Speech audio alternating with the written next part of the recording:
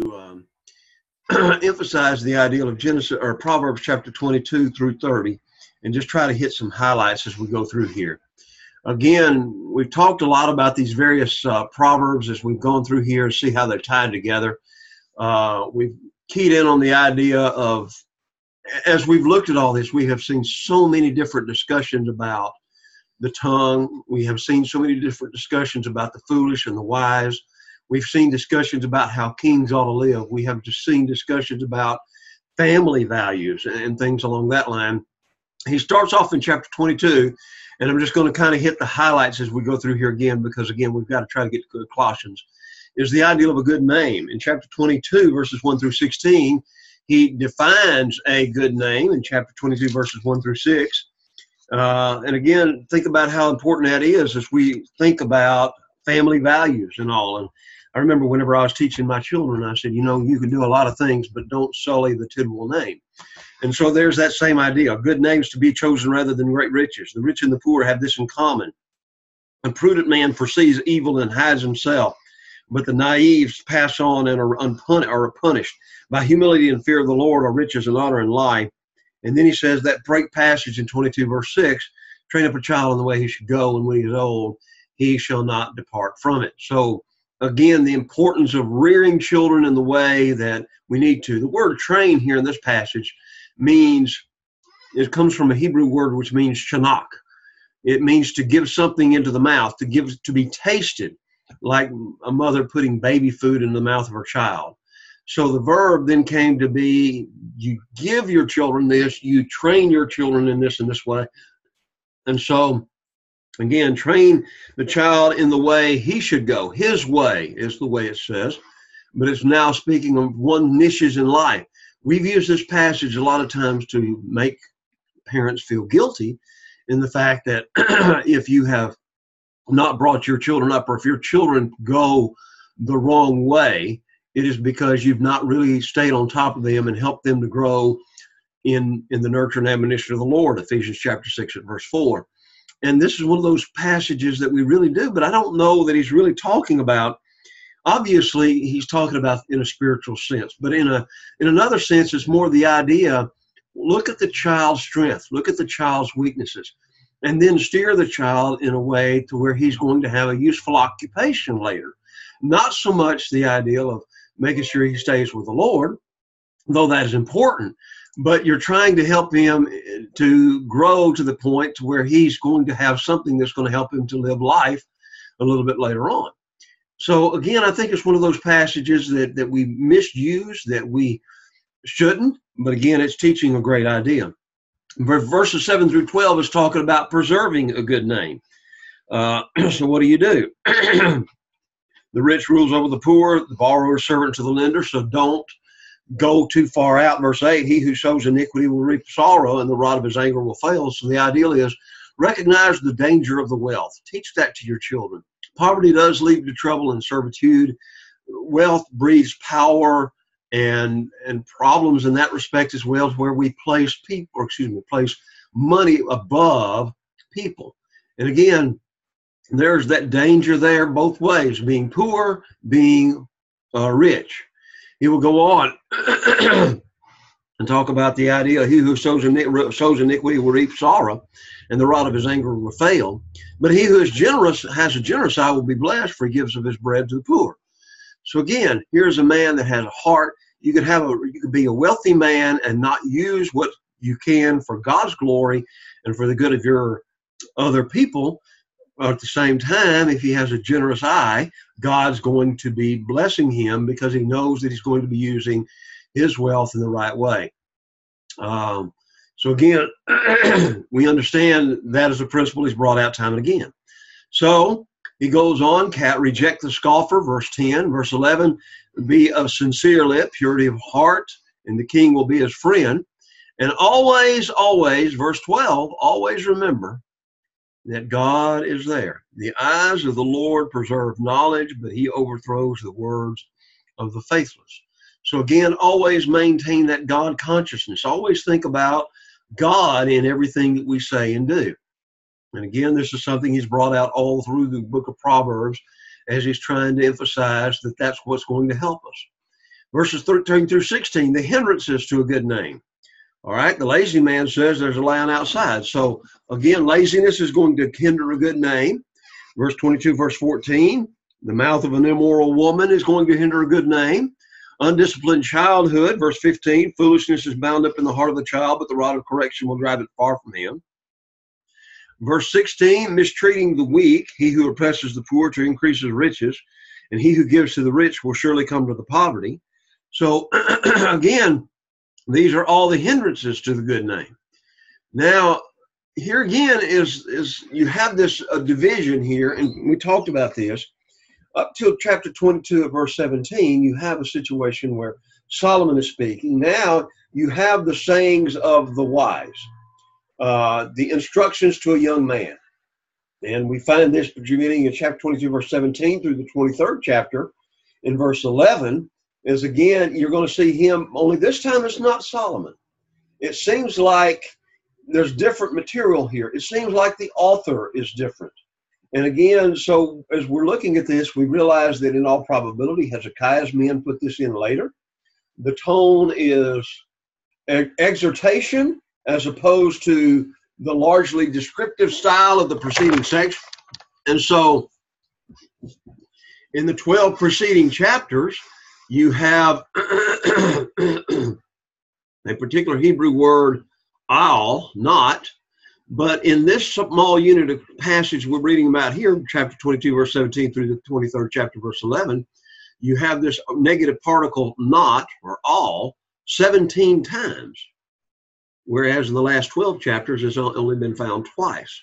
So obviously the emphasis is upon don't do certain things, okay? So what does he need to do?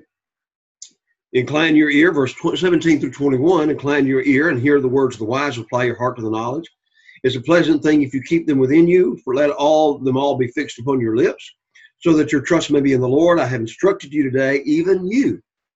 Have I not written to you excellent things of counsel and knowledge, that I may make you to know the certainty of the words of truth, that you may answer the words of truth to those who send you. So he's trying to get him to have attention to what he's doing. And again, as we look at this, what's he trying to get him to do? The consequences would be pleasant if the disciple keeps these teachings within himself. And again, when you're applying this to yourself, if you keep them within you. Now, again, in the Hebrew, this is within your belly. It's the idea of taking it in the very depths of your soul. So again, he gives some motivations for it. Godly wisdom will cause the student to put his trust in Yahweh. The words of the wise have been personalized. I have made them known to you, the certainty of the words of truth. Verse 21, I have instructed you today, even you. Have I not written excellent things? So unlike the somewhat, well, again, as we've looked at it, there's been cohesion, but at the same time, they're kind of grouped together. At the same time, he's doing this specifically for those particular folks that he's writing to now. And so he says, these are the words of truth that you may answer to those who send it to you. What are some things that they need to avoid? Verse 22 through 28, the oppression of the poor. And this, again, you see this idea brought out in Proverbs over and over and over again. How we treat the poor does make an impact on our relationship with God. And so he says, don't rob the poor. Don't rob the poor because he is poor, nor oppress the afflicted at the gate. For the Lord will plead their cause and plunder the soul of those who plunder him. So the ideal is what? God is going to punish you if you do not take care of the poor. He goes on in verse 24 and 25, make no friendship with an angry man. With a furious man do not go, lest you learn his ways. So he's warned, number one, about making sure you have that right relationship with the poor. And secondly, don't associate with those violent men, those hot-tempered people that wind up saying things and doing things quickly. I perhaps, and I think a lot about this in this respect in my own life, I think the older you get, the more wiser you become about this, and you don't wind up saying these things all the time. So it's a good thing in that respect that this is happening and that he's trying to emphasize this to you. Number three, again, giving pledges. How many times have we seen this idea brought out in all the passages together? How many times have we emphasized that idea? Again, it's happened over and over and over again. And then finally, verse 28, do not remove the ancient landmark which your fathers have set. So we've got to be careful again about that, making sure that we are respecting those ancient landmarks. Don't move those property markers. Don't get in a situation. And again, that was one of the most despicable times in the ancient world. Deuteronomy 19, verse 14, emphasized that when we moved somebody's property markers, then that was despicable. He says in Deuteronomy 19:14, you shall not move your neighbor's landmark, nor shall you do that because, again, it was sinful as God looked at it in that behalf. Finally, in verses 29 and following, do you see a man who excels in his work? He will stand before kings. And again, he emphasizes that idea. He will stand before kings, a man who excels in his work. So that's vitally important that we do that. All right, we go on a little further. Chapter 23. How's that for fast?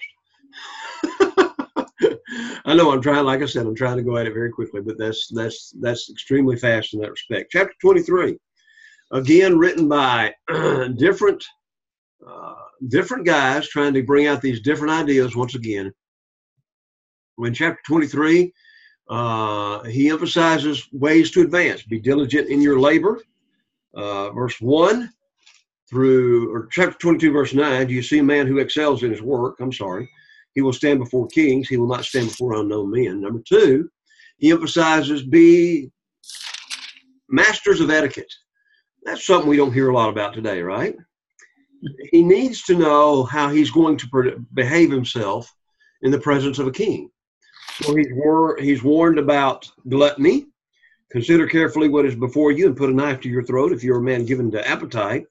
Do not desire the king's delicacies, for they are deceptive food. How often have we heard sermons on gluttony? I think about that a lot. Again, sometimes we don't hear that many sermons on gluttony, and as a result of that, it's a sin like others, that the fact that it makes us weak. It really is something where we're not controlling the appetites of our flesh. So again, think about this idea in chapter 23, verses 1 through 3. He's emphasizing the idea of how they need to behave themselves. So you don't want to put your life in jeopardy when you're sitting at the king's table. Be careful. The ruler's hospitality, in one sense, may have a sinister purpose. So be careful. Another thing to avoid, verses 4 through 11. Do not overwork to be rich. Again, another phrase is do not weary yourself to be rich. Don't make the acquisition of wealth the chief aim of life. Again, it leads to evil doing, neglect of all the higher interests. We can work ourselves to death. We can work so much that we miss out on our children growing up and our grandchildren growing up. We can miss out on the things of life that we need to. And again, so many times it's hard, especially whenever you think about it. It's hard to, especially in our culture, we reward extra labor. But it's something sometimes that whenever you're doing your work and doing your job, sometimes other things get lost in the mix. And how many young people, not just young people, but older people as well, have become so enamored with what they're doing, their job, their vocation, that they've quit the Lord. And what will you give in exchange for your soul is one of those passages of scripture that come back to me as I think about that. You worked yourself to death to get all the stuff and to do all that gets done. And after you're dead and gone, you have nothing, right? So it's interesting in that respect. And so he emphasizes that idea. Do you set your eyes on things which are not? For riches certainly make themselves wings. Amen. Right? They fly away like an eagle toward heaven. And again, I remember, and I'm not as old as some folks, but again, the idea was, as I grew up in the 70s, I was born in the 1960. I grew up in the 70s.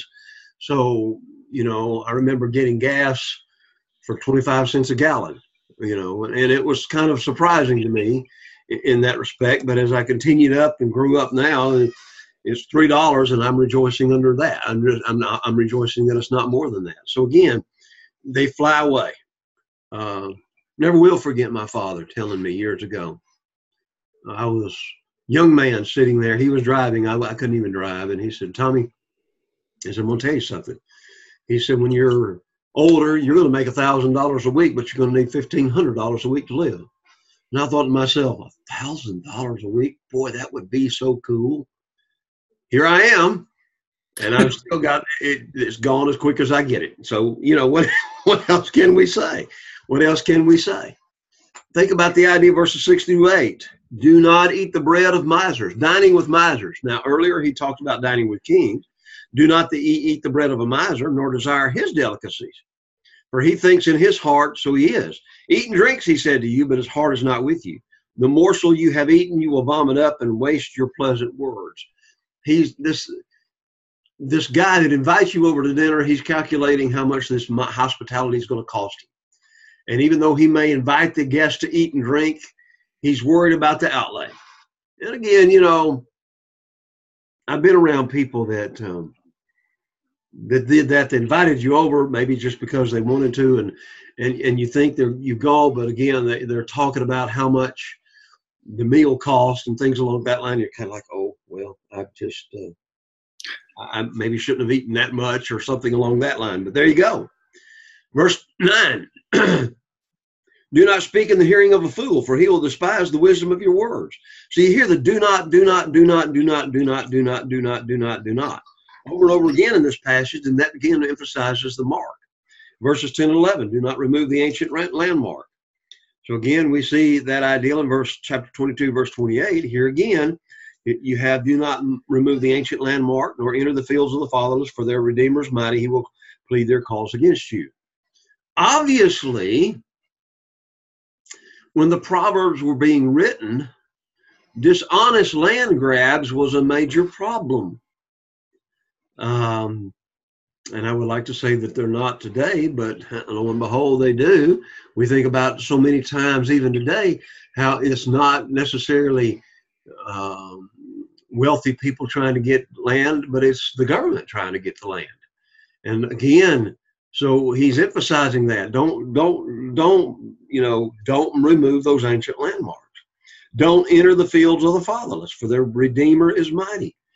So again, being taken care of them. Their Redeemer is the Hebrew word goel. And that's the old Hebrew word which suggests the idea that God himself is going to be their Redeemer. God himself is going to defend their rights. And so again, he's emphasizing that. Verse 23 through 12, chapter 23, verse 12 through 35. He emphasizes the idea of avoiding envy, of avoiding dissipation, avoiding envy in verses 12 through 18. In verses 19 through 21, avoiding dissipation. And again, dissipation is again giving yourself over to just wine bibbers with gluttonous eaters of meat. For the drunkard and the glutton will come to poverty, and drowsiness will clothe the man with rags. Again, think about that idea. How often do we, even today, I remember years ago, I would preach some sermons on drunkenness and alcohol abuse. And even once in a while now, we will hear that. But by and large, we don't hear the saying that anymore. And we definitely don't hear the sermons on gluttony. So again, he's emphasizing this. Apply your heart to wisdom. Do not withhold correction from a child. You shall beat him with a rod, and he will deliver his soul from hell. And again, there's that ideal of chastisement, not beating the child to death. I remember years ago, I was teaching and through Proverbs, and one of the sisters came to me. She said, I sincerely hope you don't get up and tell us about that ideal of beating children, because she had been working for an attorney, and this attorney had been dealing with parents who literally did beat their children. And I'm talking about just about beat them to death in some of those situations. And she often thought about the fact that some of these people were using these passages of scripture to justify that. We just recently, again, heard of the situation in Texas, I believe it was, where they found these 12 children literally, was it Texas, I think, literally starving to death. and how they were mistreated, chained up. All that's wrong. And again, he's emphasizing this: don't allow yourself to be involved in that. So dissipation, as I said earlier, do not let your heart envy sinners, but be zealous for the fear of the Lord all the day. Your hope will not be cut off. Do not mix with wine bibbers or gluttons, eaters of meat. So again, in verse 22, you have this idea: listen to your father who begot you. Do not despise your mother when she's old. So what do you need to do? Treat your parents with respect throughout your life. And again, he's encouraging that. The student will honor his parents by purchasing truth. Buy the truth, sell it not. And do not sell it for also wisdom and instruction and understanding.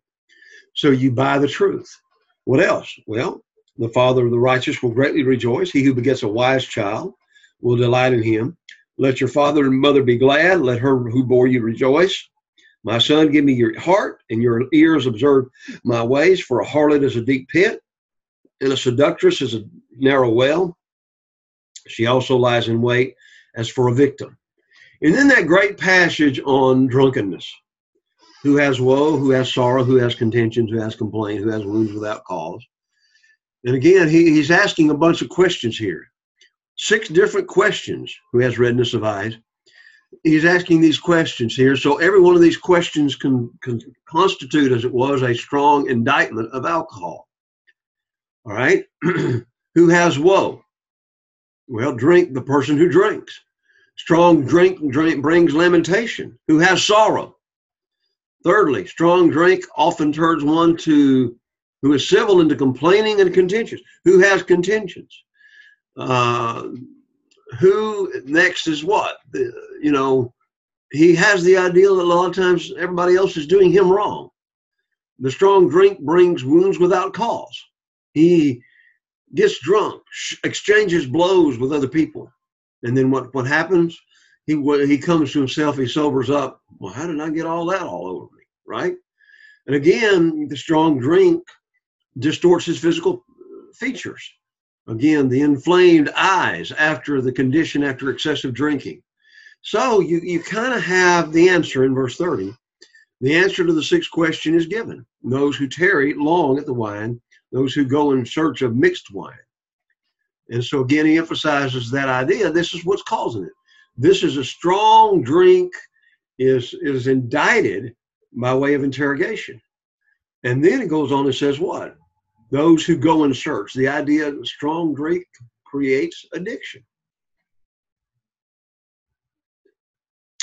How often, again, have we dealt with people that have, got drunk and things along that line? That's what it was all about. And then they wind up making decisions when they're drunk. And then they wind up regretting those decisions because, again, all the things that goes on. Well, he says, it looks good. It looks good. Don't look at the wine when it's red. Don't be attracted by its beautiful color. The wine is said to give color or an eye in the cup. The Hebrew word is eye in the cup. So it's though the cup had an eye which glanced at the drinker with the seductive look that he could not resist. That's the ideal of the Hebrew word there. It's the idea that it's seducing you. And again, he says things and does things that he would never do under any circumstances. And then it goes down the right road, right? How many people have we heard saying, boy, that's smooth, right? And they'll talk about how good and how smooth it is. Well, again, he then starts talking about at last it what? He says it bites like a serpent, stings like a viper. Your eyes will see strange things. Your heart will utter perverse things. And so here you really begin to see you will be like one who lies down in the midst of the sea, one who lies at the top of the mast saying, they've struck me, they've beaten me, and I did not feel it. But when I awake, that I may seek another drink. This is it's not funny, but it is poking fun at those who do this. The drunkard's notions are distorted. His words are distorted. He confuses right and wrong. He says things that he never would speak when he has in full possession of his senses. It deadens the brain to reality. He's like he's lying down in the midst of the sea. He's cut off from all his former pursuits and interest in life. He's unconscious of all of his surrounding circumstances, and he makes him oblivious to all the danger. He's got this terrible hangover. They have struck me, but I was not hurt. So there's that idea, verse 35. They have beaten me, but I did not feel it. So he begins to come out of a stupor. He is literally just miserable. He feels and sees the wounds of his body. But again, he didn't know what caused it all. All he desires is to throw off the effects of his hangover so he can start another round of drink. And that's sad. And again, as I was sitting there thinking about and emphasizing that idea, I think about how so many people's lives have been ruined by that. And even in the Lord's church now, we're hearing people say, well, it's not wrong to take a drink. It's not wrong to take a drink privately. And I'm not going to sit back and, but they did say it's wrong to have social drinking. Well, one thing leads to another, and leads to another, and leads to another. So again, how many people's lives have we seen destroyed because of the reason that drink has had something to do with it? Well, I could go on, but anyway. Chapter 24, verses 1 through 22. Again, these ideas of do not, okay? He says, warns against evil companions. Do not be envious of evil men, nor desire to be with them, for their heart devises violence, and their lips talk of troublemaking. So you have this idea, don't hang around these people. We saw that back in chapter 1. We see it continue to be repeated, but again, remember that these are the sayings of the wise, not Solomon's per se. So they're just making even the same point over and over and over again that Solomon was making. Verses 3 through 9, through wisdom. So the importance of wisdom. Through wisdom, a house is built. By understanding, it is established. By knowledge, the rooms are filled, and with all precious and pleasant riches. A wise man is strong. A wise man of knowledge increases strength. By wise counsel, you will wage your own war, and in a multitude of counselors, there is safety. So wisdom increases wealth, verses 3 and 4. Wisdom increases strength, verses 5 and 6. Wisdom increases respect, verses 7 through 9. Wisdom is too lofty for a fool. He who plots to do evil will be called a schemer. The devising of foolishness is sin, and the scoffer is an abomination to men. So you have all these advantages of wisdom. It increases wealth, it increases strength, it increases respect. So think about that. The plan of many foolish people is sin in the sight of God. So the one who is a scoffer is truly an abomination to men because he constantly stirs up strife and confusion. He is the one always creating problems. Verses 10 through 12, boldness. All right? If you faint in the day of adversity, your strength is small. So the student of godly wisdom should not be slack. You need to constantly be prepared. Don't ignore the deadly peril into which which you may be heading. Face that day of adversity, and even though your strength will be small, that's because God is withholding the aid. So what do you need to do? Deliver those who are drawn toward death. Now here's this ideal of boldness. Deliver those who are taken to death. Rescue those who are stumbling to the slaughter. Try to help people that are going in the peril of death. Either A, by the hands of lawless persons, or B, because of some bad decisions that they made. Again, that's so hard because in our culture, we need to emphasize to young people and everybody today that the decisions we make will make the difference in life here and in eternity. So we have to help them to do that. But again, it's tough, isn't it? It's tough, especially when they won't listen. So he says, deliver those who are drawn to death. Well, here's the reason in verse 12. What is the motivation? Some might be inclined to involve themselves in situations where it's taking too much of their time, too much of their money, too much of everything else. Okay? And even in some situations, even trying to help those that have made some of these bad decisions. So why Should he try to assist them? Again, if you say we did not know this, does not he who weighs the heart consider it? Again, here's the situation. The Lord is going to render to every man according to his deeds. So the bottom line is we need to help those as much as we can. We can't be selfish when it comes to helping people. But again, how often does this happen where we don't get involved because we know that it's going to take a lot of time and a lot of money? And a lot of times we wind up in those situations, it just seems like it's never going to get any better.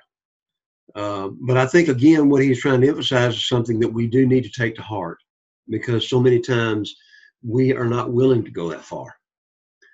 And then finally, verses 13 through 22, some final admonitions. My son, eat honey because it is good, and the honeycomb which is sweet to your taste. So shall the knowledge of wisdom be to your soul. So it's like he's not talking about eating honey here, but what's he drawing? He's drawing a contrast or a parallel here. You eat honey, it's good, it is sweet to your taste. That's the way wisdom is to your soul. If you found it, there's a prospect and your hope will not be cut off. So wisdom is delightful. Wisdom is resilient. Do not lie in wait, O wicked man, against the dwelling of the righteous. Do not plunder his resting place, for a righteous man may fall 7 times and rise again, but the wicked shall fall by calamity. So criminals are exhorted not to waste their time in attacking the dwelling place of the righteous, because even though he's failed 7 times, God is going to be with him to help him and bless him. And again, the idea of fall in this particular place, the righteous man may fall 7 times, is not of moral indiscretions, but more of the normal setbacks that happen in life. In the midst of worldly cares, the righteous person never loses his trust in God. He knows that God is going to be there, watch out over him, deliver him out of all of his afflictions. But the wicked, what? They stumble, fall, collapse whenever they get adversity. So think about how true that is. And man, I'm sitting here thinking to myself, as again, I'm going over this right now. I'm sitting there thinking about people I've known in my life come to church again. And we encourage them, begged them, pleaded them to make better decisions. They wouldn't. I remember one man about a year and a half, maybe 2 years ago, that killed himself. And, you know, my heart was broken and all that other stuff. But again, all the things that we were trying to tell him, it just wasn't having anything. And I kept wondering, what could I have said? Should I have said? We can't make a person's decisions for them, and we cannot make the consequences that they make any better whenever they make them. But if they're trying to do what's right, then we need to try to do what we can to help them. Wisdom is delightful. Wisdom is resilient. Wisdom is humble, verse 17 and 18. Again, he emphasizes that idea that it's one of those things that it's not going to be rejoicing whenever their enemy falls, verse 17. Do not let your heart be glad when it stumbles, lest the Lord see it and it displeased him, and he turn away his wrath from him. So again, sometimes we remember in Exodus chapter 15, Moses and the children of Israel rejoiced over Pharaoh and his army being destroyed in the Red Sea incident. But here, this gloating over the fall of the enemies is forbidden. God may turn away his wrath from that enemy. It's not so much that God seeks to punish the wicked person, because it's not that he does it because someone else is pleased at the punishment. The gloater, the person that is rejoicing in that, becomes the great sinner. And God will be more concerned to bring him down than to punish the enemy. Wisdom is patient. Do not fret because of evildoers, nor be envious of the wicked, for there will be no prospect for the evil man. The lamp of the wicked will be put out. So again, it's the idea of the student of wisdom must guard against, what does he say? Fretting, making yourself hot. That's the literal word there. Over temporary ascendancy of evildoers. I think about that and how this is so true when it comes to Facebook again, and how depending on what political party is in control at that particular political time, et cetera, et cetera, et cetera. Don't make yourself out. Don't envy them. Don't get to the point fretting because of them, because there's no prospect for the evil. The lamp of the wicked will be put out. God promises the wicked have no future in this life or the life to come. His end will come suddenly. And finally, he emphasizes that the wisdom is respectful. My son, fear the Lord and the king. Do not associate with those given to change, for their calamity will rise suddenly, and who knows the ruin that the two can bring together. So be respectful. Cultivate in your heart that wisdom for God. Be respectful of authority. First, you respect God, then you respect the king. Godly people obey the laws and legitimate authorities insofar as those laws do not contradict the higher laws of God. So we're not going to mix with those who are revolting against those who what? Are always looking for change. Change for the sake of change. Don't do that. Don't do that. I wonder. Okay. Think about some of the things that were said during by the last president, and now this president bringing out the same ideas. Change is not always for the good, is it? Further words to the wise, verse 24 through chapter 24, verse 23 through 34. Again, let me just kind of go through this very quickly. We've got a lot more ground to cover. Observations regarding impartiality, verse 23 through 26. Miscellaneous admonitions, chapter 24, verse 27. Prepare your outside work, make it fit for yourself in the field, afterward build your house. So one who contemplates marriage should make sure he can support a family and a wife, right? So finish your outside work, make your field ready, make your crops good, get your livestock together, then the man can build his house. So again, economic viability has a lot to do with a successful marriage than just romantic passion. And again, a lot of times when you're talking with families that are having marital problems, finances pop up. And again, they jump right into it and they don't really realize what they're doing. I get to thinking about that in my own life and again, trying to figure out how that is. I've heard those responses, how God, one person said once before, two can live as cheaply as one, only half as long. But the thing is, God has blessed me and I have nothing to complain about whatsoever. God has paid all of our bills and I'm thankful for the wife that I have. Verse 28, avoid frivolous testimony. Do not be a witness against your neighbor without a cause. Do not say, I will do to him just as he's done to me. I will render to the man according to his work. So don't seek revenge. Don't get involved with that frivolous testimony. Laziness again pops up. I went by the field of a lazy man and by the vineyard of the man devoid of understanding. And there it was, all overgrown with thorns. Its surface was covered with nettles. Its stone wall was broken down. When I saw it, I considered well. I looked on and received instruction. A little sleep, a little slumber, a little folding of the hands to rest. So shall your poverty come like a prowler, and your need like an armed man. So he closes, again, this chapter by bringing up the ideal of laziness, right? And they are without understanding. So he emphasizes, what is going on there? That's me, Brother Tidwell. Oh, okay, brother. I didn't know what was going on. All right. Together. All right, that's good. That's fine. Oh, okay. I see what's happening now. I'm looking at your screen, Jerome. I was sitting there, what in the world is going on with all that? But, okay. Can you see me? I can see you, brother. I can see you. Okay? All right. Glad to have you. All right. We are now at chapter 25. We have rocked on, and we are back at chapter 25. So let's just keep that in mind here in a minute. Let me find where my notes are. In the midst of losing that, I lost my notes. Can't lose my notes. All right. All right. Good deal. Okay. I'm trying to see you. I did something wrong. I just got me one of these cameras,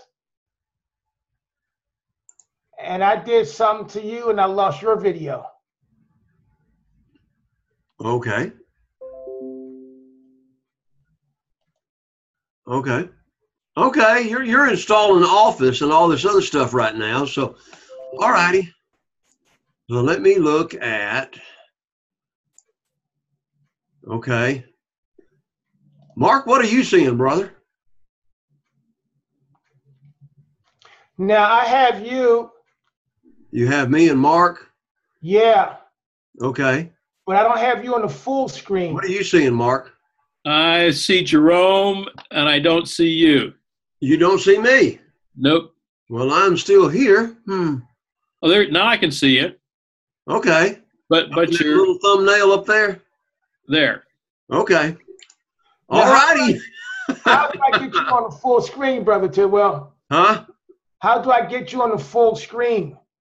All right. I don't want you on the full screen. I don't want to get on the full screen. Let me move over here just a little bit, see if I could do something else here. It doesn't matter. We can see, you can hear. Yeah. But what's happening is, again, I'm seeing all of Jerome's screen right now.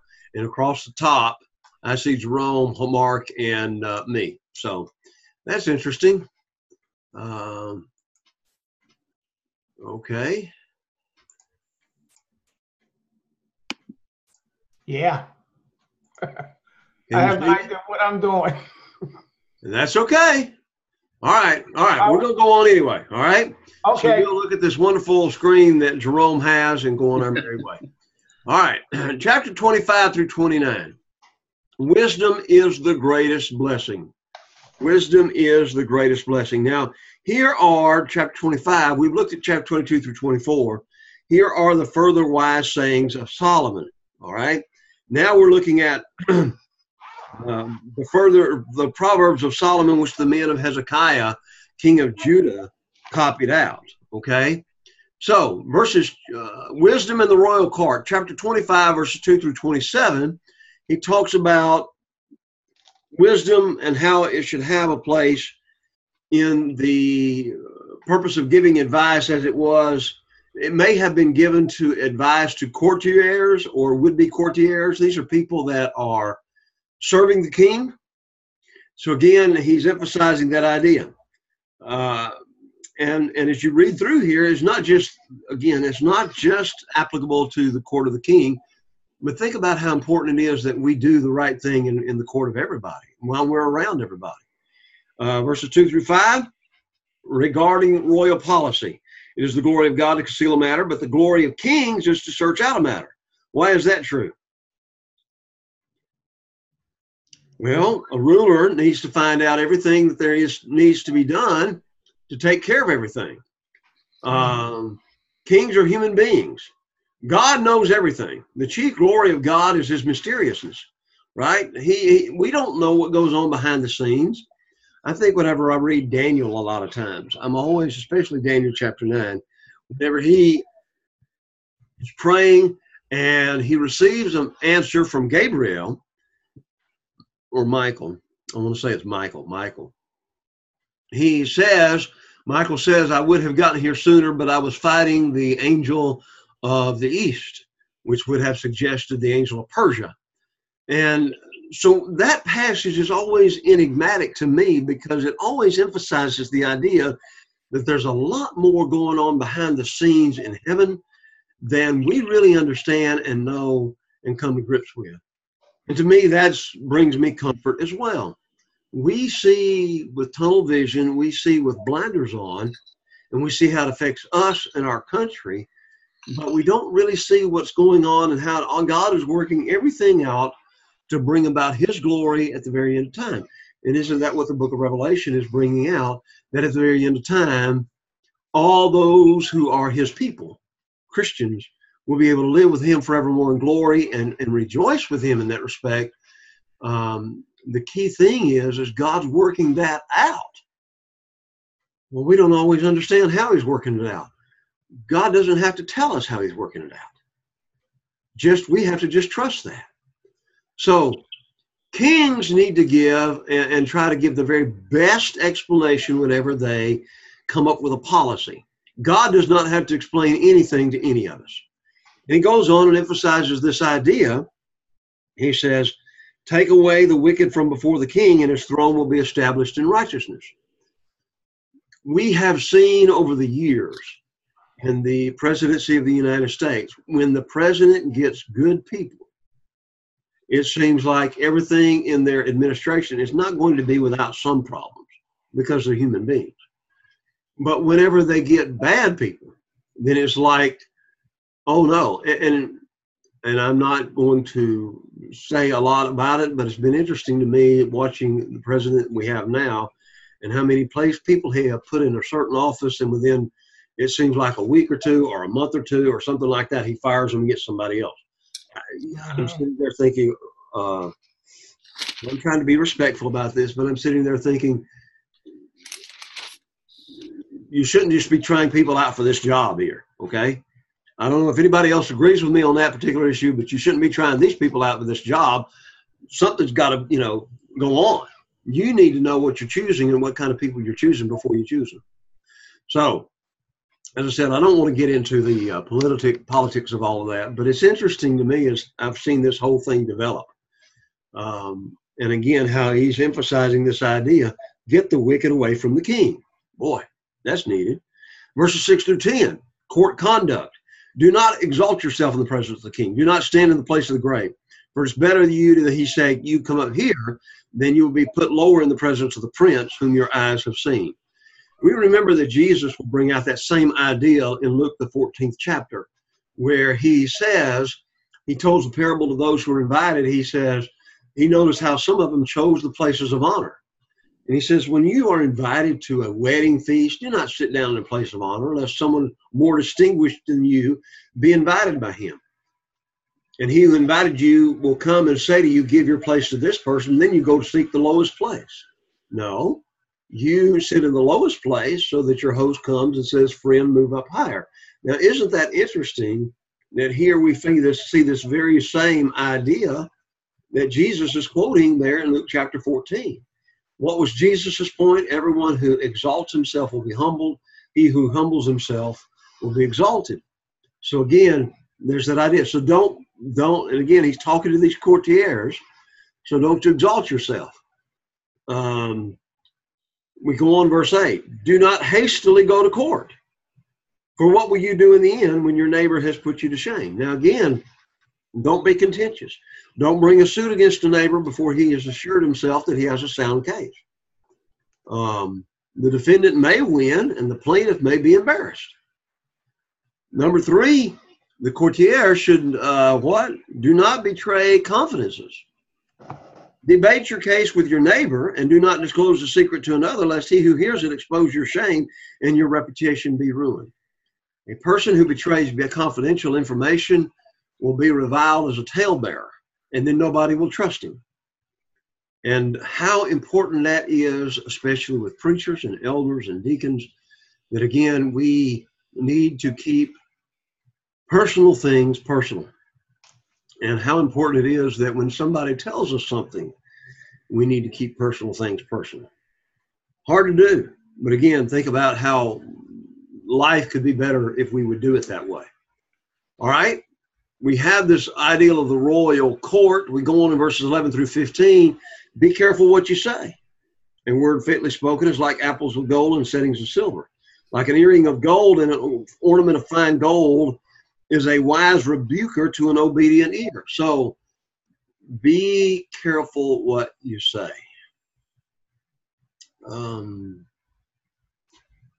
He emphasizes that idea. Secondly, you have the ideal of reproof. Sometimes we need reproof. We need correction. And sometimes we need to be careful whenever we are giving reproof. Again, somebody taught me years ago, I haven't always lived up to it. I wish I had learned those lessons. But Tommy, he says, when you're preaching, he said, think about it this way. You can take a piece of bread and roll it up into a ball and throw it at a dog, and the dog's going to run from you because he's thinking you're throwing something at him to get him away. But you can also take the same balled up piece of bread and put it in your hand and let him come up and sniff you. and get the piece of bread. The ideal is, don't say things that's going to drive people off as much as you doing it in a loving, kind way. What did Paul say in Ephesians 4:15? Speak the truth in love. In love. So think about how important that is. Number 3, he goes on and emphasizes the idea that you've got to be a faithful messenger. Like the cold of snow in the time of harvest, there's a faithful messenger to those who send him, for he refreshes the soul of his masters. Okay, so be faithful in what you say.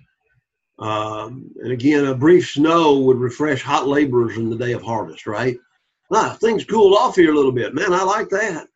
And again, I think about how growing up on a farm in Alabama and getting the hay in, there were so many days when I had just wished that, a brief rain would come, just cool things off a little bit. And then a lot of times I regretted that because then it got steamy and hot. But anyway, we go on a little further. Make good on your promises. Make good on your promises. Verse 14, whoever falsely boasts of giving is like clouds and rain without rain. And then be forbearance. Now, what does the word forbearance mean? Persevere. Persevere, right? It's the idea of being patient, calmness that does not break out into passion whenever you're provoked. Okay? Think about how sometimes a prince or a judge is often quick-tempered, but their wrath soon subside. And I remember again Daniel chapter 3, where Nebuchadnezzar threw Shadrach, Meshach, and Abednego into the fiery furnace. So again, think about, we've got to be forbearing, be patient. Don't be breaking out in passionate sayings. Be very careful about what you say and what you do, right? Verse 16 and 17. Have you found honey? Eat only as much as you need, lest you be filled with it and vomit. Seldom set foot in your neighbor's house, lest he become weary of you and hate you. Be moderate in your eating. Okay, you can eat too much honey and it can overindulge and become sick. So honey could be anything that's just desired and enjoyed, but the overindulgence would cause you to eventually hate it. As I'm getting older, I don't know exactly what's going on with my body, but years ago, I was growing up, and I loved Captain Crunch. Okay? I don't know why. I love to eat Captain Crunch every day. And Marisa, my wife, bought a box of Captain Crunch. And it's been, I cannot remember the last time I had it. And I ate 2 bowls of it. Well, by the time I had finished that second bowl, I was regretting that I had ever put that stuff in my mouth. And again, it was the idea, well, it was so good now. Why am I not feeling good? Well, back when you were younger, your metabolism would just take care of it and all that other stuff. But now that you're older, your body just don't respond like it used to, right? All that sugar. Yeah, that's too much sugar. So again, I'm going to try to eat in moderation. Okay? I'm using myself as an example. All of us have our stories where we get into one of these places and it's something that we really like and we wind up overindulging and then regretting it. And it's like, I don't ever want to ever eat anything like that again, right? Be careful. Be moderate in what you're doing. Another thing he says, verse 17, seldom set foot in your neighbor's house, lest he become weary of you and hate you. I like that passage. Moderation and associations. Don't go over to your neighbor's house every day. Familiarity breeds contempt. You can wear out your welcome. And he says, he becomes weary of you. So don't do that. Don't do that. Verses 18 through 20, these interpersonal relationships. Again, there's some admonitions here. A man who bears false witness against his neighbor is like a club, a sword, and a sharp arrow. So again, the idea here is he's emphasizing that you shouldn't bear false witness because false testimony can shatter, slash, and pierce. Think about how true that is in the court of a king. You can't bear false witness, and again, how God feels about it, period. Verse 19, confidence in an unfaithful man in time of trouble is like a bad tooth and a foot out of joint. Misplaced confidence. We put some confidence in somebody who's unreliable. So we think of the misplaced confidence of the faithless man.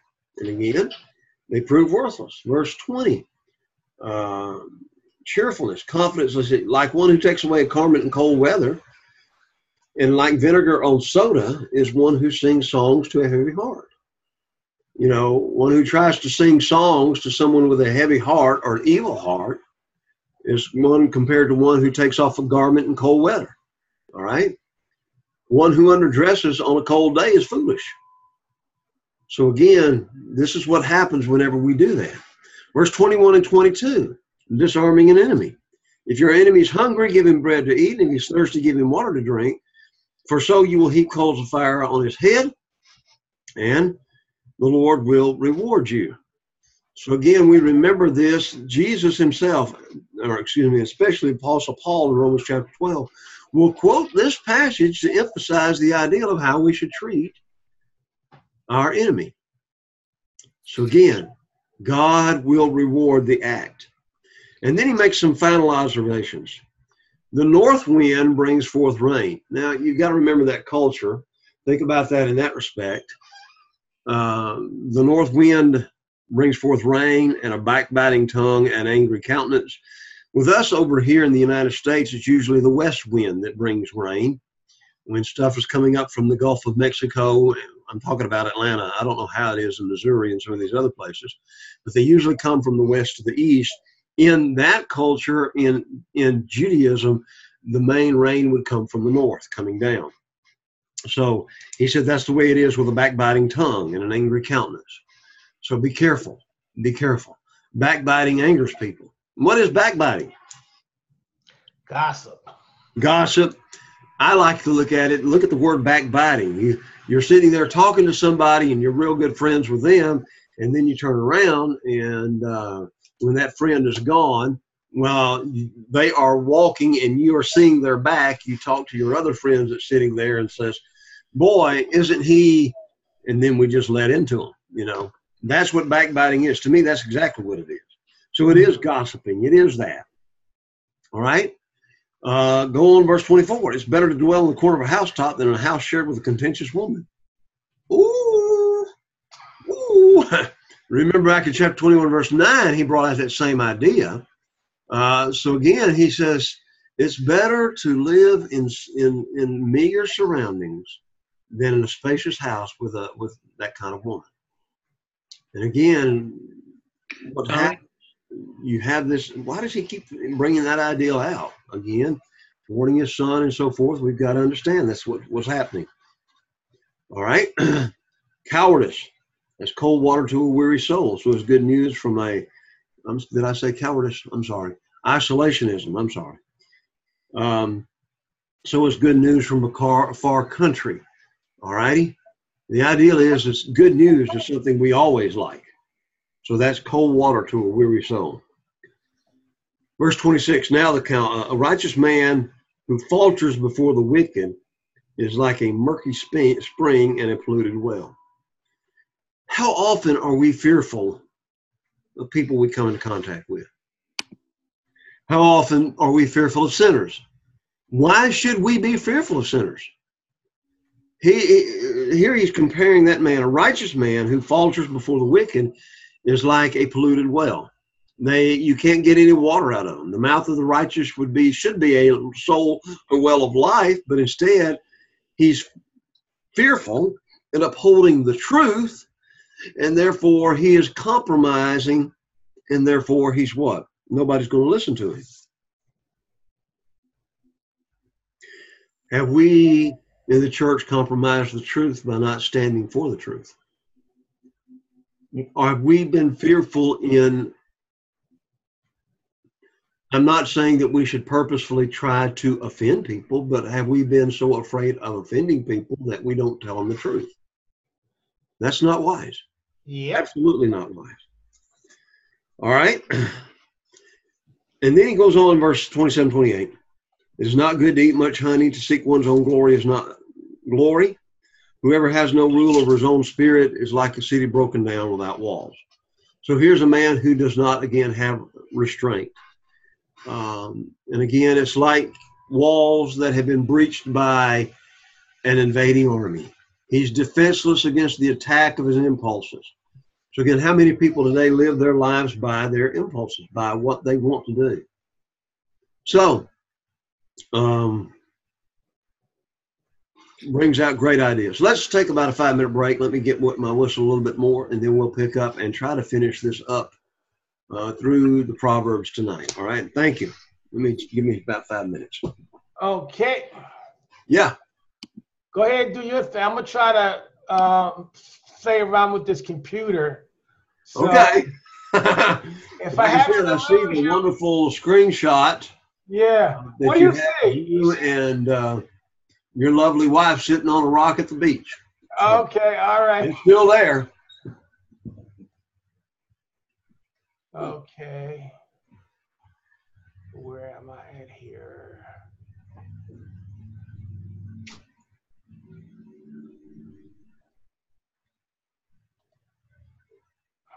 Okay, what's this? What's this? I have no idea what that is.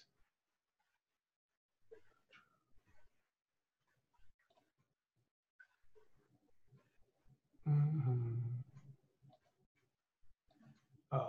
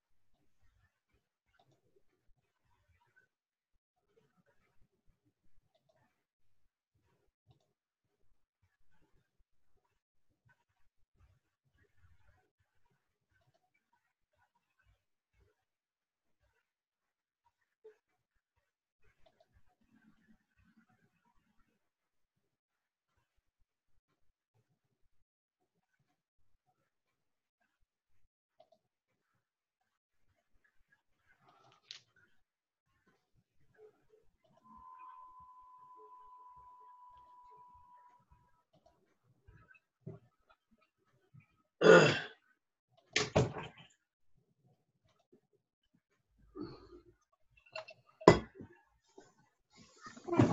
right.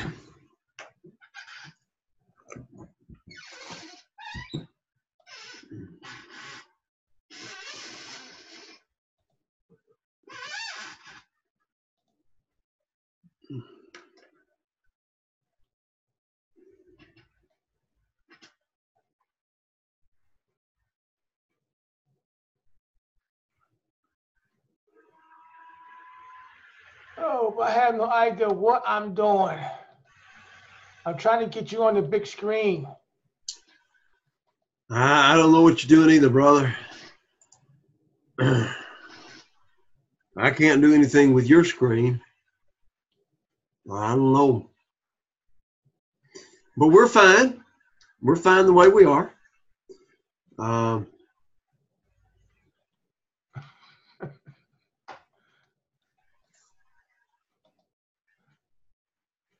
Now, Lush, go ahead, keep talking. I'll just. You'll just keep playing? Yeah. All right. You lost Mark.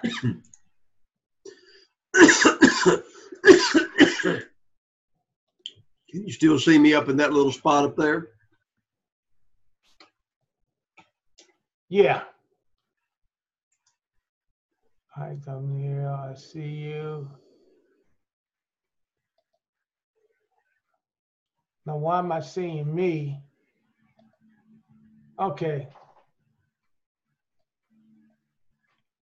Come on. All right, go ahead. I'm going to just stop this playing around with this thing. All right. If I knew what I was doing, it does say that I have the option of requesting remote control. In other words, I could ask you to let me do it, but I don't have a clue either, so we're just going to work through it, okay? Okay. What happened to Mark? Uh, Can you see me? Can I see you? Yeah. I can see you in that little box up there, right Okay. up top. So Well, you what's can the see deal me with and I that? can see you. Okay. All right, so we're good. And here comes Brother Holsler again, so we'll see him. All righty? All right. Chapter 26. Chapter 26, as we continue on, he's going to be talking about different types of people here. He's going to talk about verses 1 through 12, the fool. He's going to be talking about, in verses 13 and following, he's going to talk about the lazy person, 13 through 16. And then in verses 17 through 21, he's going to talk about the petulant person, the one who's always getting into other people's business, and he misbehaves. And then he's going to talk about verses 23 to 26, the malicious man. So you've got four different types of people here as we're looking at it together.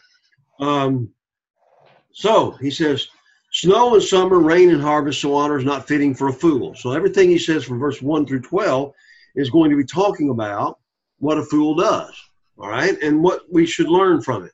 Let me give you some quick things here. Again, we got a lot of places to cover. A fool should not be given a place of honor, number one. Number two, verse 2, a fool should not be feared. Number 3, a fool should be disciplined with force. Okay? Number 4, a fool should not be debated on his own terms. Answer a fool according to his folly. Remember that passage? We've talked about that before and how some people really had a problem with that. All right? So you don't debate a fool on his terms. Verse 5, you answer a fool according to his folly, lest he be wise in his own eyes. So the ideal is you can't debate him on his terms, but he should be exposed and silenced. And again, the fool needs to be exposed and shame brought upon him. And that will bring hopefully the fool to the better state of mind. All right? One might ask a foolish question, but sometimes they do something innocently or in the right spirit. And in such a case, do not give a flippant answer to the question. In other words, they're not knowing what they're saying. They do it innocently. But on the other hand, if one asks the same questions but in an arrogant manner or in an effort to ridicule the truth, then you refute his error in such a powerful way that the foolishness is made clear. All right, verse 6, he emphasizes the idea that a fool cannot be trusted. He who sends a message by the hands of a fool cuts off his own feet. Verse 7, he emphasizes the ideal a fool should not be listened to. Like the legs of the lame that hang limp is a proverb in the mouth of a fool. Verse 8, a fool should not be praised. All right, one who gives honor, or again, and we talked about that honor, verse 1. So here again is the one who gives honor to a fool. Verse 9, he said a fool should not be hired. Like a thorn that goes into the hand of a drunkard is a proverb, is a proverb in the mouth of a fool. So then he finally says the fool should be regarded as incorrigible. Okay? God gives the fool his hire and the transgressor his wages. Okay? And that particular phrase there is very difficult in the Hebrew language. There's a lot of different translations translating it different ways. So we've got to be careful about exactly what we mean by that and what he's saying. And then he finally says, as a dog that turns to his own vomit, so a fool repeats his folly. Peter will reference this in the book of 2 Peter, emphasizing the idea of a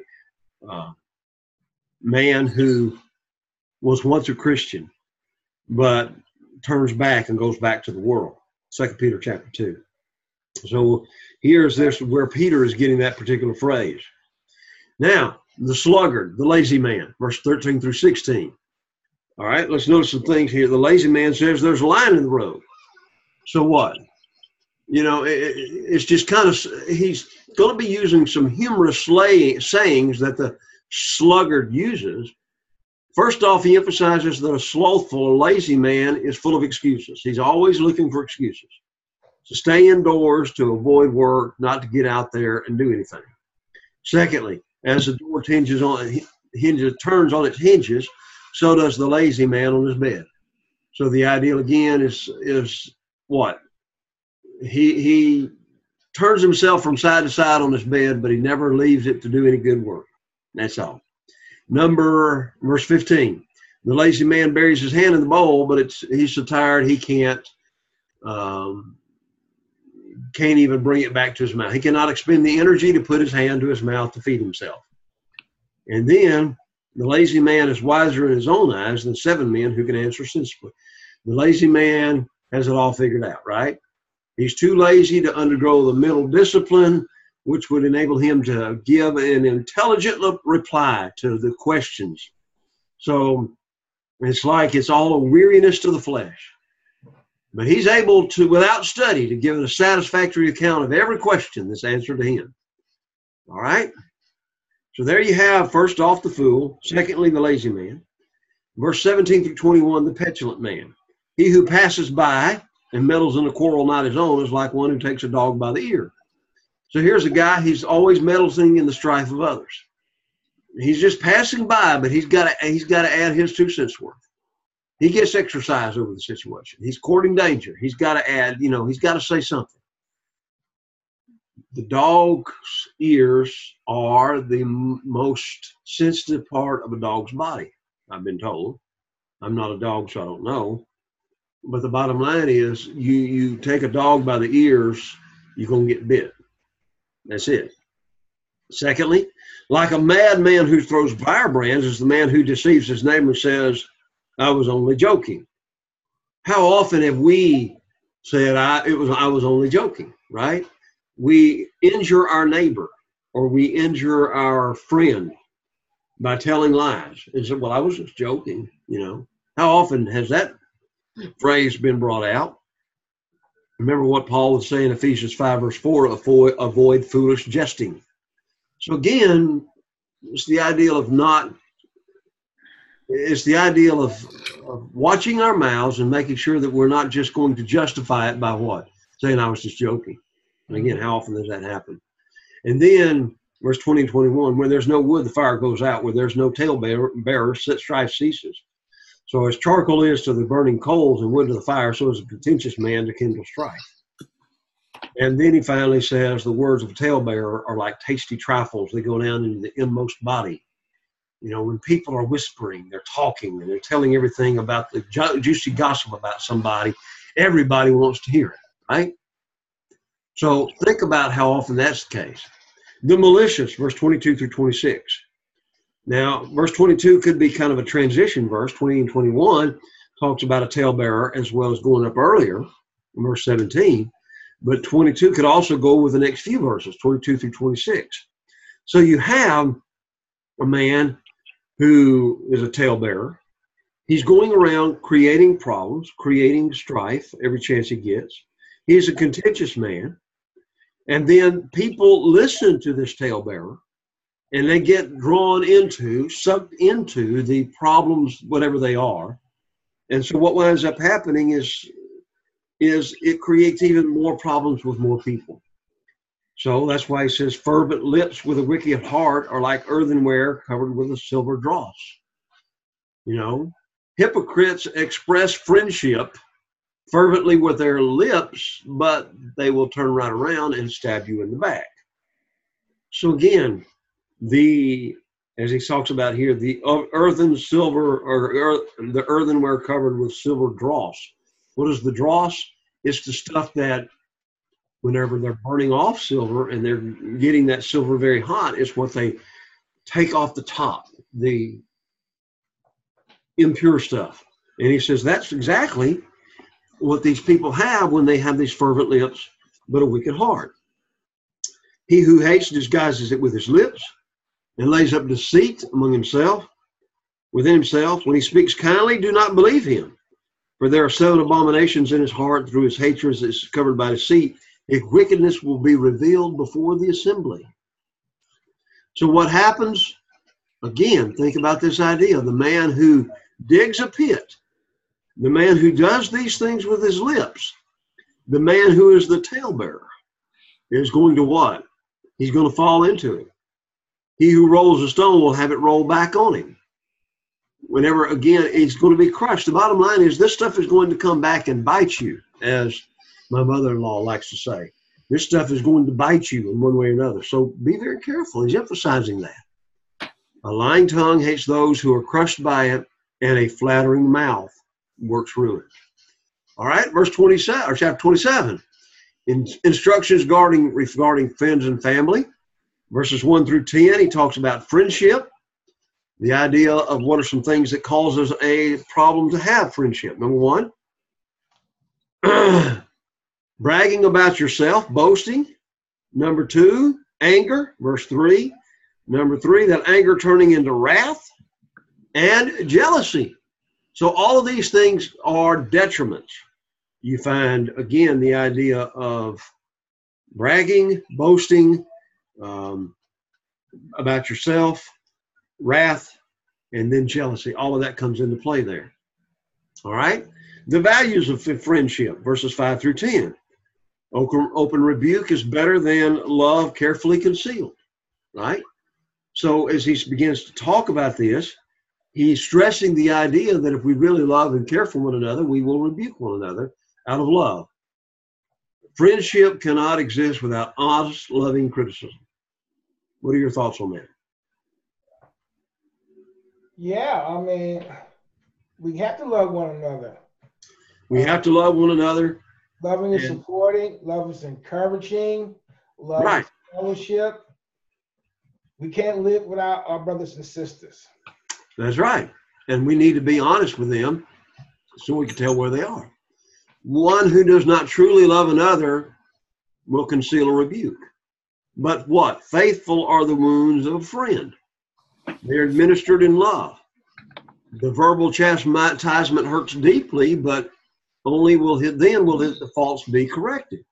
So think about this. What if Judas had listened to the Lord whenever the Lord had warned him about his own treachery? Mm-hmm. See? But he wouldn't. And so think about how often an enemy of ours will continue to offer friendships, but he has an ulterior motive. Faithful are the wounds of a friend, but the kisses of an enemy are deceitful. A satisfied soul loathes the honeycomb, but to a hungry soul every bit of thing is sweet. All right, so here again, you have that idea of what happens. Faithful are the wounds of a friend. All right, going on a little bit further, he talks about the ideas of like a bird that wanders from a mess is a man who wanders from his place. But he's got friends that he knows he can rely on that's going to be there to help him. And there's two ways to look at that. You can look at a man actually traveling and he knows he's got some friends somewhere else that's going to take care of him and help him. But another way to look at it is when a man walks away from his nest, his safe place, then what winds up happening is he gets in trouble. So the advice of a friend is a valuable possession. Ointment and perfume delight the heart, and the sweetness of a man's friend by hearty counsel. So do not forsake your friend or your father's friend, nor go to your brother's house in the day of your calamity. Brother is a neighbor nearby than a brother far away. Friendship. Verses 11 through 22, family instructions. All right. So what does he warn the son? Be wise, make my heart glad, that I may answer him who reproaches me.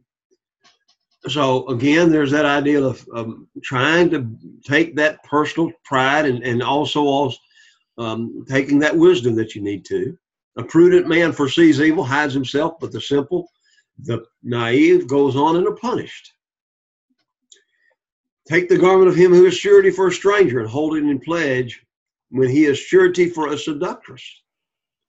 So the idea is don't let a friend of yours get in that bad situation of going to an evil seductress. And again, this would be the evil women that we've talked about earlier in the book. All righty. He goes on, he who blesses his friend with a loud voice rising early in the morning, it'll be counted a curse to him. Nobody wants to be woken up that early in the morning. Here's another one of those phrases, verse 15, a continual dripping on a very rainy day and a contentious woman are alike. Whoever restrains her restrains the wind and grasps oil with his right hand. So, the bottom is you got to worry about that quarrelsome wife. It's like a downpour and you've got a leak in your roof, and it just constantly just gets worse and worse and worse and worse and worse. And the nagging drives the family away. Tommy? Huh? I was going to ask, when it talks about a contentious woman there, is it possible that maybe it's not a wife that's contentious? In other words, could it be, a sister? Could it be a mom? Could it be a mother-in-law? Could it be... I think all those applications could fit in there very closely, but again, we think more often than not, whenever we're reading about this, you're around this woman day in and day out. So I think, yeah, it could be applicable in the situation in a home. It could be a mother. It could be, it could be a lot of different people. And in the church, it could be different people too. Mm-hmm. So I see the application as well, rather than just being a wife. But again, it's hard to what? It's hard to stop that. It's hard to stop a woman, right? When she is that way.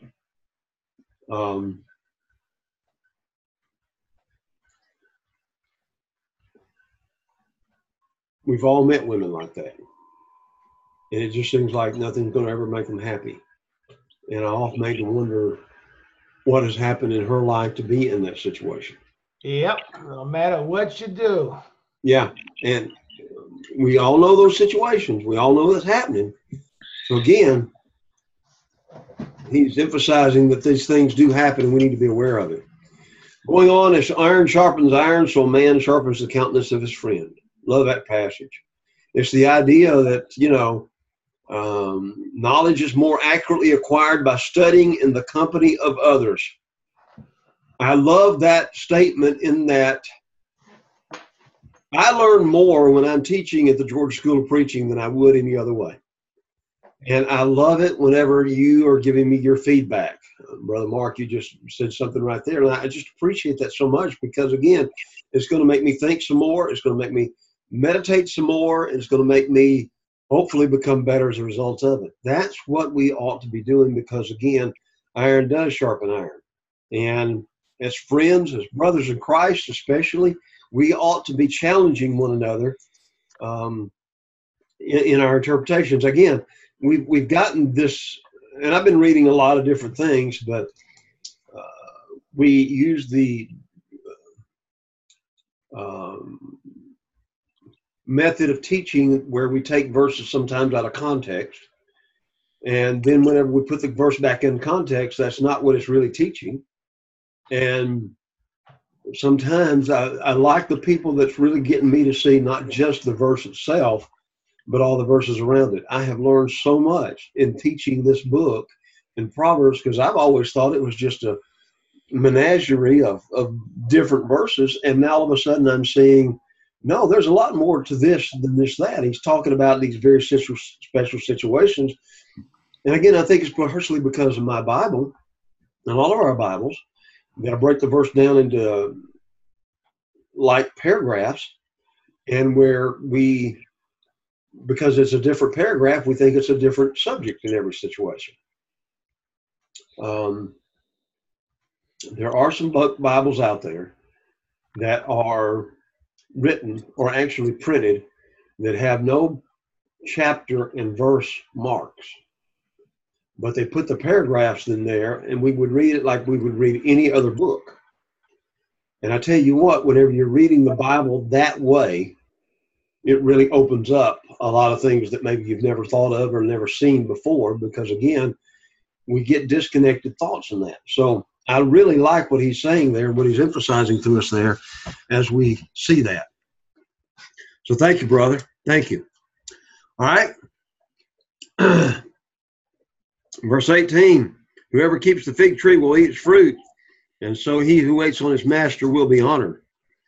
So again, the ideal is that you're diligently working on behalf of your master, and if your master, then think about how important that is for our heavenly master. Verse 19 is kind of interesting. As in water, face reflects face, So a man's heart reveals the man.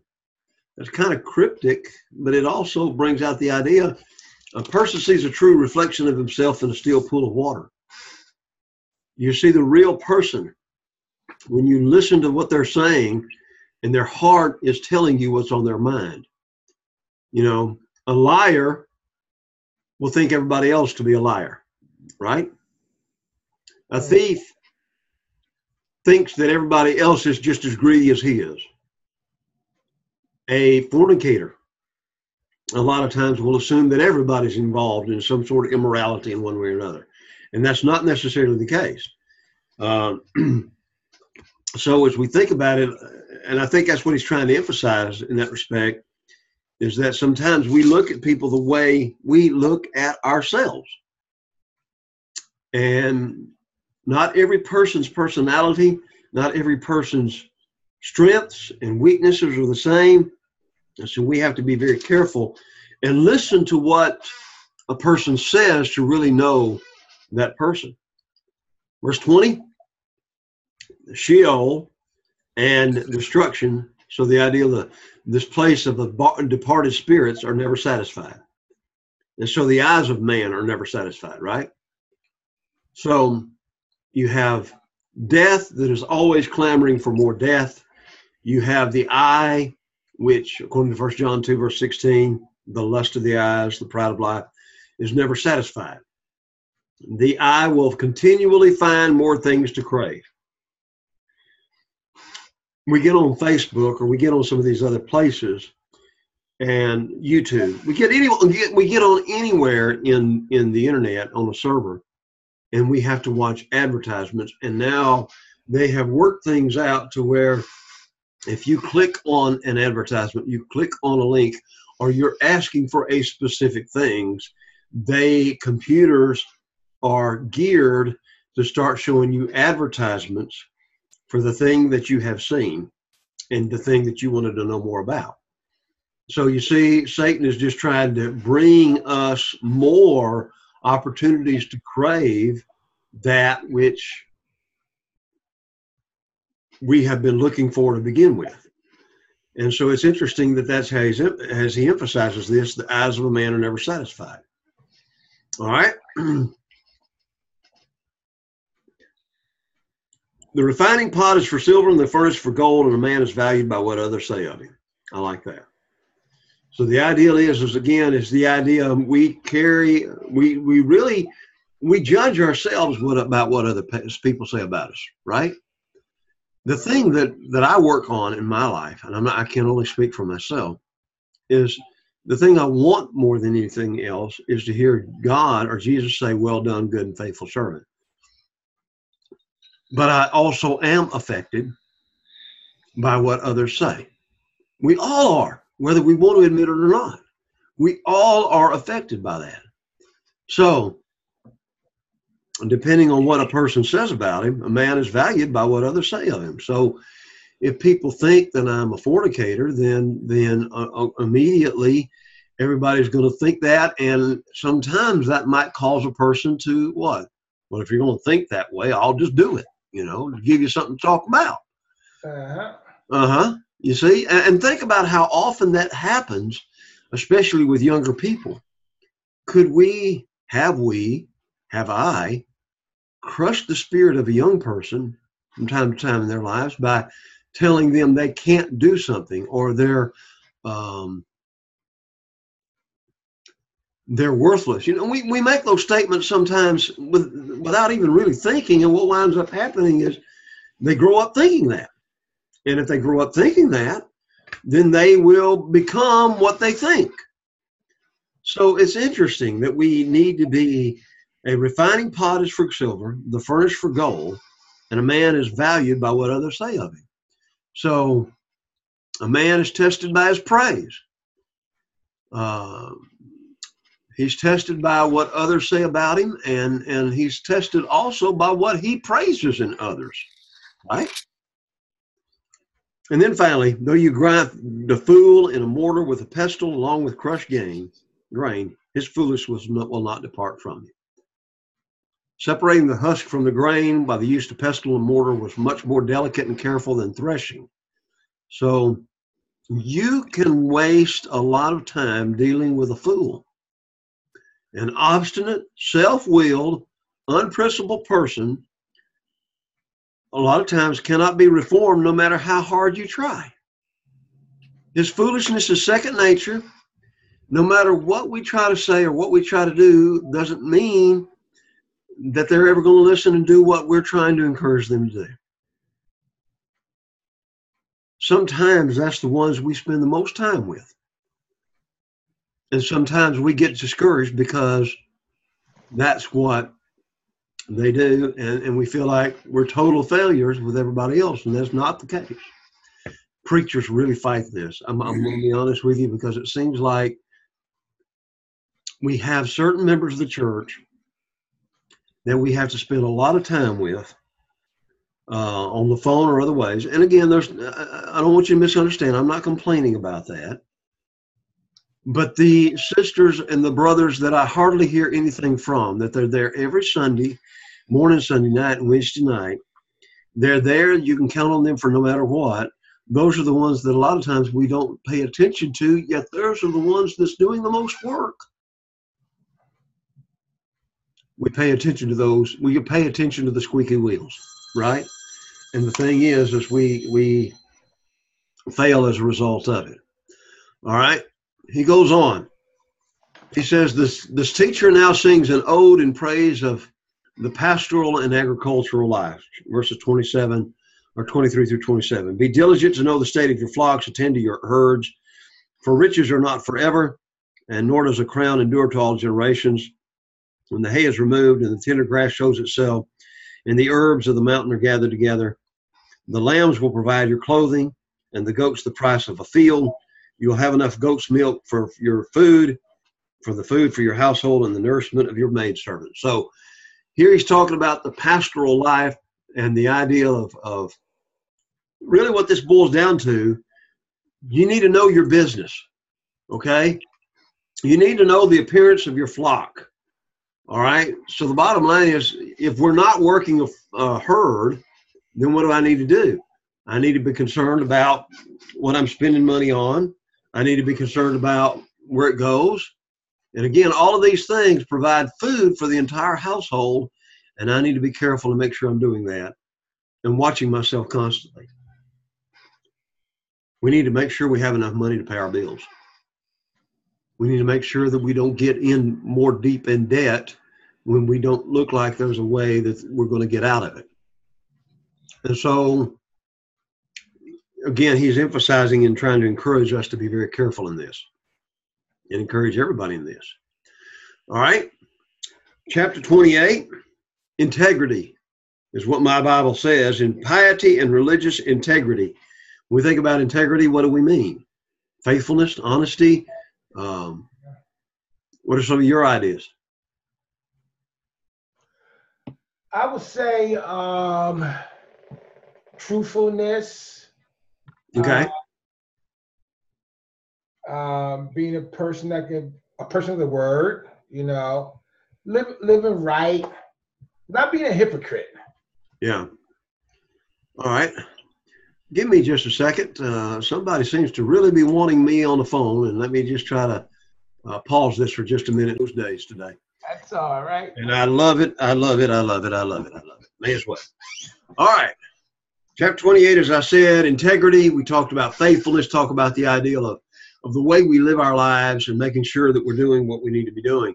He emphasizes here in this passage what integrity is in chapters 28, verses 1 through 9. The importance of instruction. Again, he's emphasizing that idea. Am I right? Yes, 28. The importance of the wicked flee when no one pursues, but the righteous are as bold as a lion. That's a favorite verse of mine.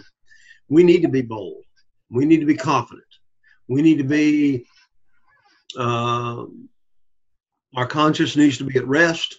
We need to know that God's on our side, and we need to understand that we are safe in God's everlasting arms.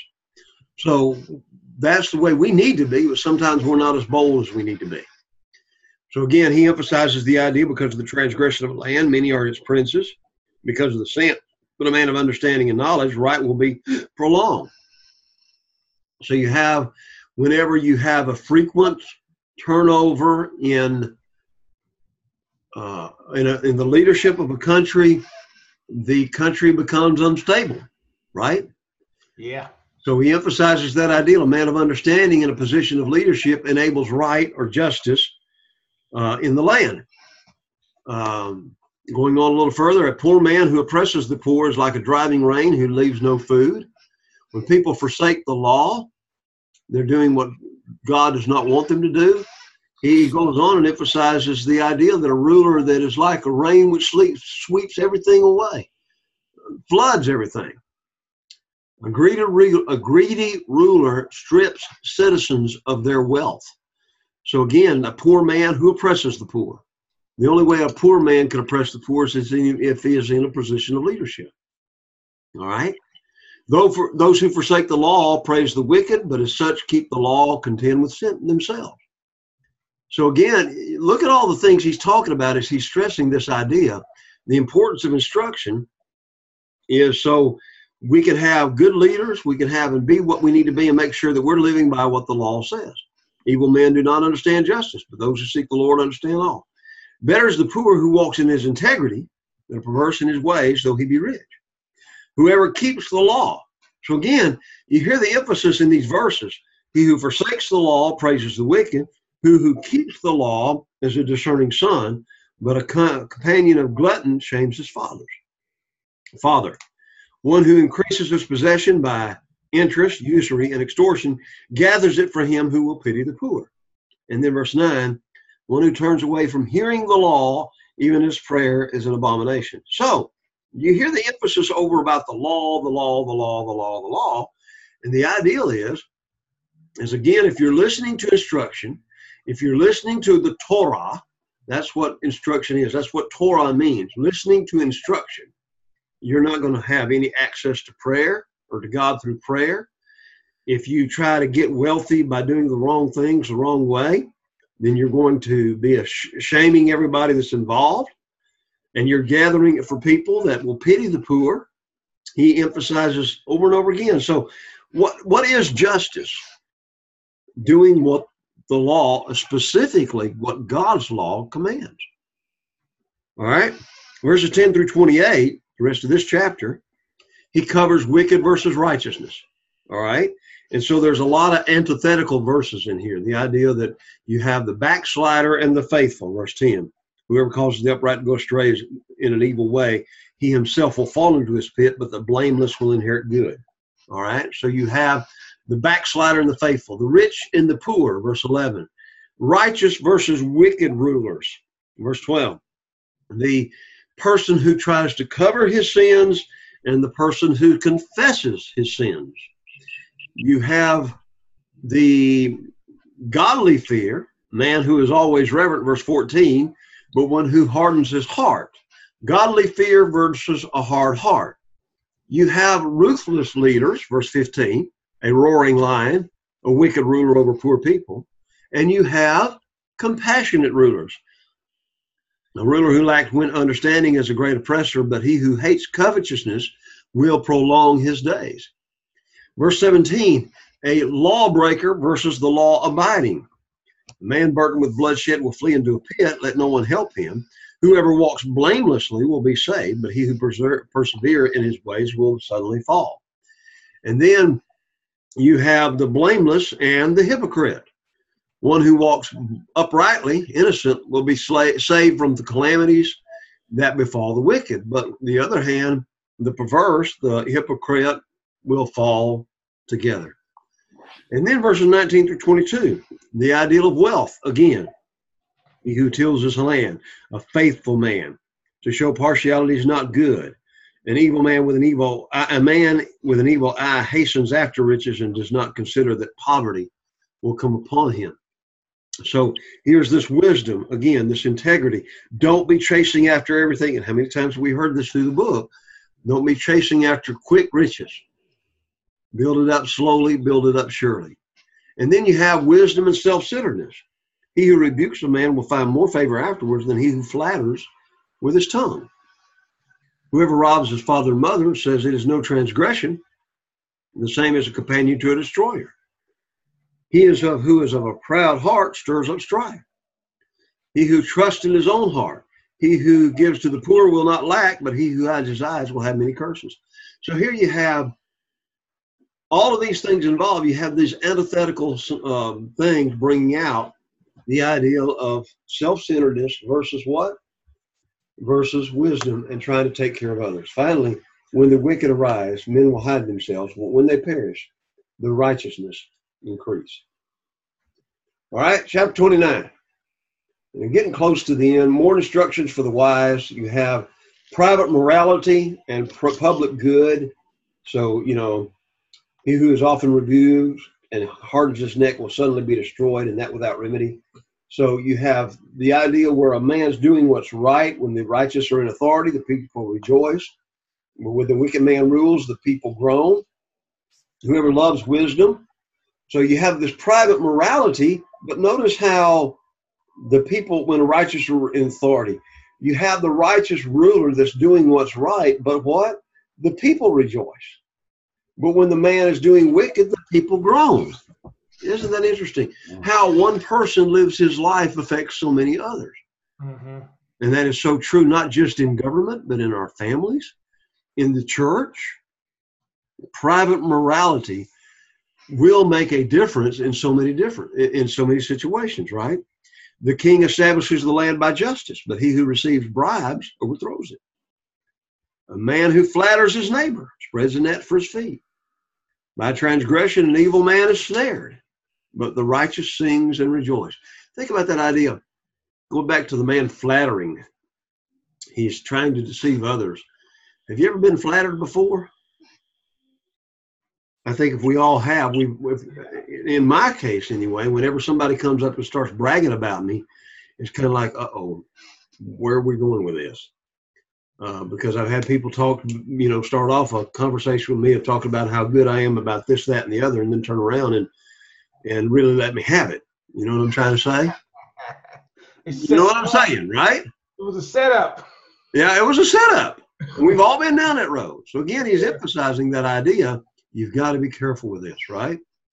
Verses 8 and 9, dishonorable passions, scoffers, mockers set a city aflame, but a wise man turn away wrath. If a wise man contends with a foolish man, whether the fool rages or laughs, there is no peace. So it's the idea.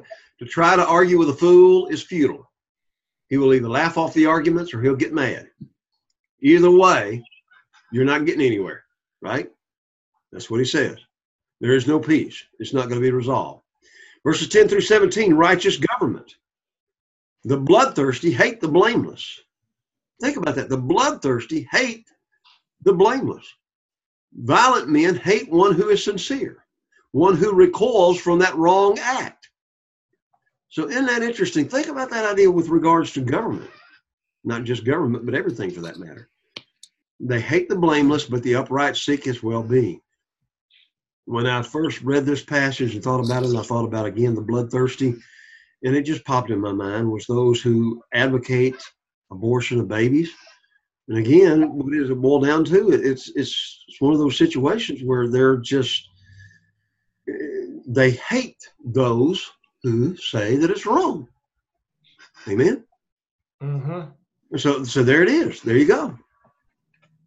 A fool vents his feelings, but a wise man holds them back. So again, we need to be very careful. Make sure that we're not telling everybody everything we feel and get angry over everything, but we hold it back.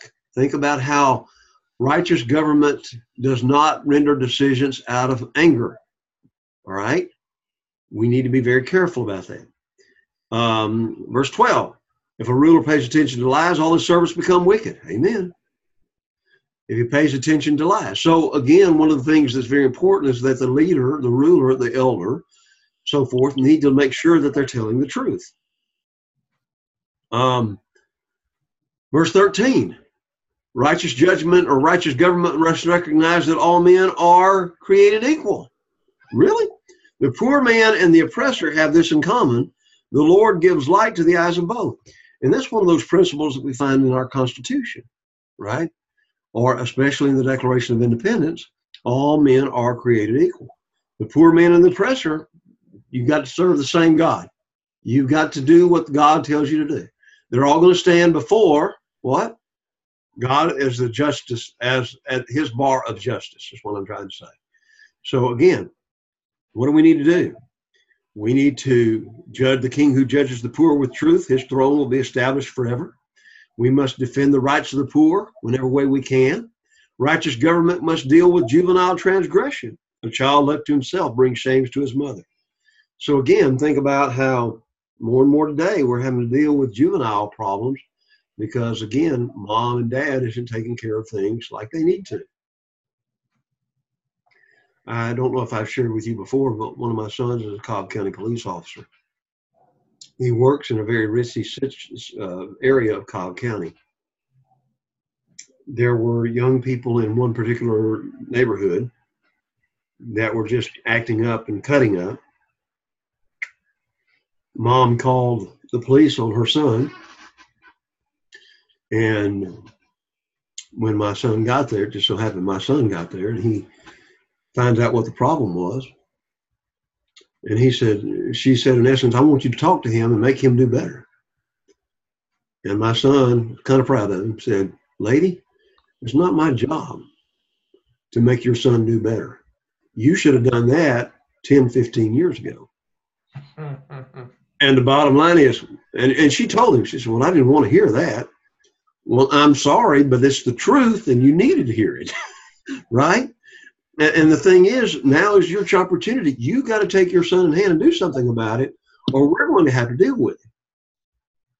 And isn't that what happens more often than not? Okay? So that's why he's emphasizing a child left to himself, and then verse 17, correct your son, and he will give you rest. He will give delight to your soul.